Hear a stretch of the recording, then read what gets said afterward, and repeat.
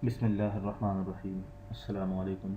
Welcome to my channel learn and teach who want to learn. आज की video में हम सीखेंगे कि फाइनेंशियल कैपेबिलिटी क्या होती है, इसकी ज़रूरत कब पड़ती है और ये कैसे बनाते हैं। फाइनेंशियल कैपेबिलिटी जब कोई भी कंपनी किसी कॉन्ट्रैक्ट को लेने के लिए अप्लाई करती है, चाहे वो रोड कंस्ट्रक्शन का हो, बिल्डिंग कंस्ट्रक्शन का हो जाए, तो गवर्नमेंट या प्राइवेट इदारे जिन्होंने वो कॉन्ट्रैक्ट देना होता है, वो देखते हैं कि कंपनी में इतनी एबिलिटी है कि इसे कंप्लीट कर सकें, उनके पास इतनी स्किल्स हैं, इतना एक्सपीरियंस है, और फाइनेंशियली वो उनकी क्या हालत है, वो इसको कर सकते हैं कि नहीं, उसको जांचने के लिए, ठीक है, जो मेजरमेंट यूज़ किए जाते हैं उसका जो मेन नेम यूज़ होता है वो है फाइनेंशियल कैपेबिलिटी।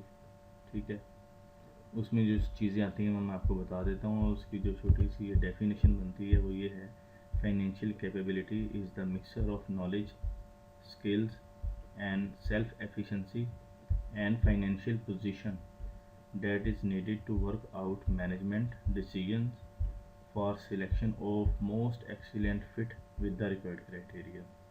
ठीक है, वो देखते हैं कि क्या इनके पास इतना नॉलेज और स्किल्स है और फाइनेंशियल पोजीशन इनकी बेहतर है कि इसको कर सकते हैं, प्रीवियस इनका क्या एक्सपीरियंस है, ये सारी चीज़ें देख के ही वो सिलेक्ट या रिजेक्ट करते हैं। अब हम आ जाते हैं फाइनेंशियल कैपेबिलिटी। आपने इस तरह का एक फॉर्म होता है, या आप उनकी जो रिक्वायरमेंट होती है उसके मुताबिक आप फॉर्मेट खुद डिज़ाइन भी कर सकते हैं। यहाँ पे कंपनी नेम दे दें आप, ठीक है, यहाँ पे वो डिटेल वो क्या मांग रहा है कि applicant including each partner of a JV joint venture should provide financial information to demonstrate that they meet the requirements stated in the instruction to applicants. Each applicant or the partner of a JV must fill this form. If necessary, use separate sheets to provide complete bank information. A copy of the audited balance sheets should be attached as per requirements. ठीक है जी, audited जो accounts होंगे आपके वो भी आपने attach करने हैं ताकि वो वेरीफाई कर सकें। वो आपसे बैंक इन्फॉर्मेशन भी मांग रहे हैं, वो आपने देनी है सारी। तो नीचे आ जाते हैं, यहाँ पे वो कह रहा है कि ये सारे जो हैं बैलेंसेस पाक रुपीज़ में, ठीक है। तो यहाँ पे वो 3 ईयर्स की मांग रहे हैं, मैंने यहाँ पे 7 ईयर्स की बनाई है। 5 ईयर्स की भी मांग सकते हैं, ठीक है, इससे ज़्यादा कम होती है, लेकिन मैंने बनाई हुई है तो मैं आपसे शेयर कर लेता हूँ कि इस तरह से है। फाइनेंशियल इंफॉर्मेशन, ठीक है, टोटल एसेट्स कितने हैं आपके पास, यहाँ पे आपने ईयर ले लेने हैं, ईयर वाइज ये डेटा आपका बैलेंस शीट से आपने ये उठा लेना है कि टोटल एसेट्स कितने आ रहे हैं हमारे। ठीक है जी, और करंट एसेट कितने हैं, आपको पता ही है डिफरेंस, ये टोटल एसेट और करंट एसेट में फ़र्क होता है, वो बैलेंस शीट में वो सेपरेट आ रहे होते हैं। ठीक है, करंट एसेट में आपने करंट एसेट की वैल्यू उठा लेनी है। टोटल लाइबिलिटीज़, ठीक है, इसमें इक्विटी नहीं होती जिसे हम कैपिटल बोलते हैं, ठीक है, लाइबिलिटी की वैल्यू, ये टोटल लाइबिलिटी आपने ये उठा लेनी है ताकि पता चले कि कंपनी की वर्थ क्या है, उसने पेमेंट करनी कितनी है।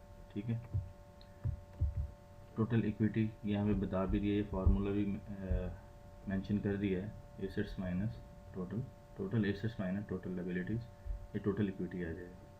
ठीक है, सेपरेट वैसे भी होता है, जब बैलेंस शीट का फार्मूला आपको पता ही है, assets equal to liabilities plus shareholder equity, ये वही है, शेयर होल्डर इक्विटी इस तरह से आ जाएगा, या टोटल एसेट्स में से टोटल लाइबिलिटीज़ माइनस करेंगे फिर भी टोटल इक्विटी आ जाएगा। इक्विटी ये बता रहे हैं कि कितनी इन्वॉल्व है इसमें।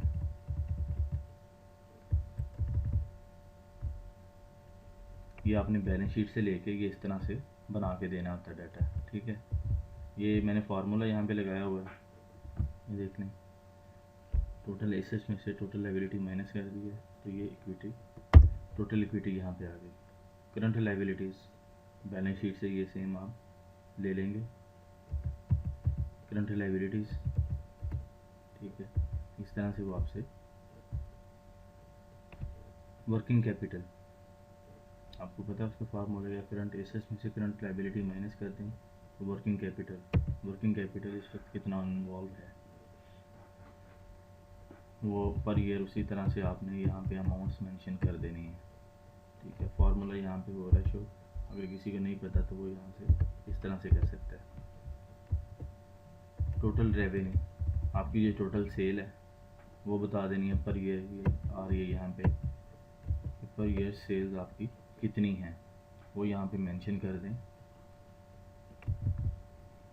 प्रॉफिट बिफोर टैक्स ये आ रहा होता है आपके इनकम स्टेटमेंट में, वो आपने देख के यहाँ पे एज इट इज़ लिख देना है, ठीक है। और प्रॉफिट आफ्टर टैक्सेस ये भी आ रहा होता है इनकम स्टेटमेंट में, ठीक है। ये आपने एज इट इज़ इस तरह से लिख देना है।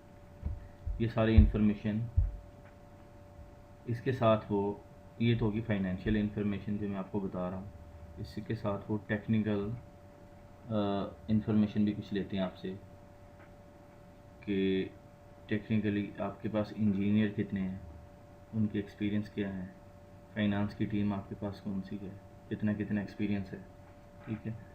ये आपके पास जो स्किल्ड एम्प्लॉयज़ हैं, ठीक है ना, उनकी जो इंफॉर्मेशन है वो भी वो आपसे लेते हैं, और प्रीवियस जो प्रोजेक्ट्स आप सक्सेसफुली कंप्लीट कर चुके हैं वो भी आपसे डिटेल वो लेंगे, ठीक है। ये सारी चीज़ें वो लेंगे, तब आपको वो कॉन्ट्रैक्ट आप विन करते हैं।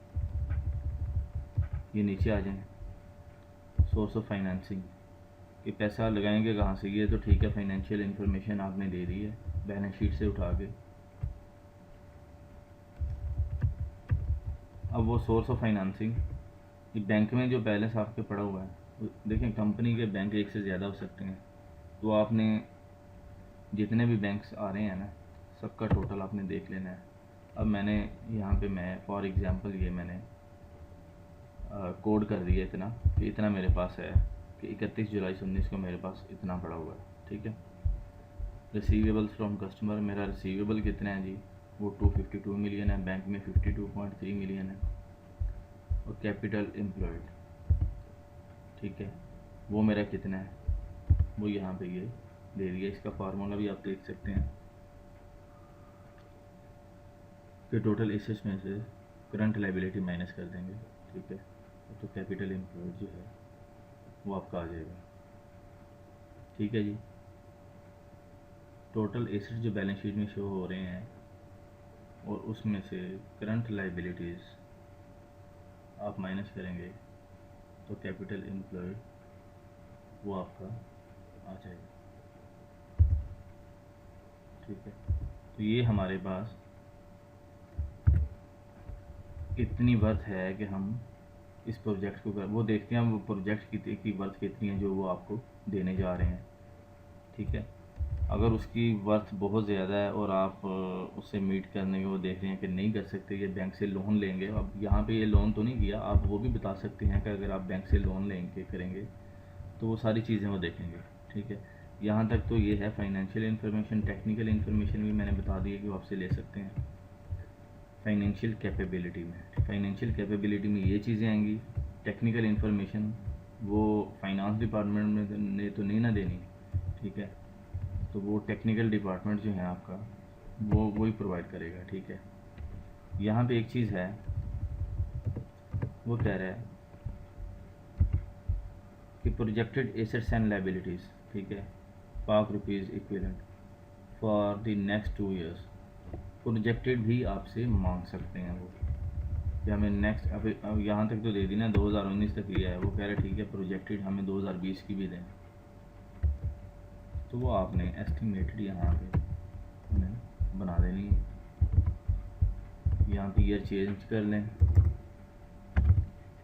ठीक है। अब आप देख लें कि आपकी जो नेक्स्ट ईयर की सेल है